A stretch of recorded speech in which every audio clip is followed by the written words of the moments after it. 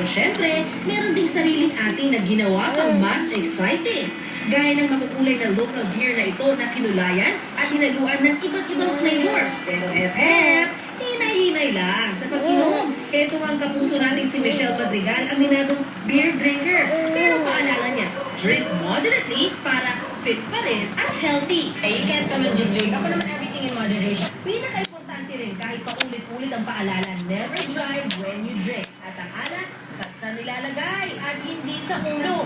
Pero alam niyo ba pwedeng gumawa ng beer sa bahay? Ito ang tinatawag na craft beer. Bago lang ang konsepto na ito sa Pilipinas at kabilang ang barkada ni na Rafi at Miguel sa mga nauna sa paggawa nito sa Metro Manila. Nag-experiment lang daw sila sa paggawa ng craft beer ng mga estudyante pa sila. Laging common interest namin yung mag-try ng iba't ibang klaseng beer. At siguro, through the course of that, naisip din namin na what if try natin gawa ng sarili nating beer. So, nagsimula kami una sa kitchen lang sa apartment ko.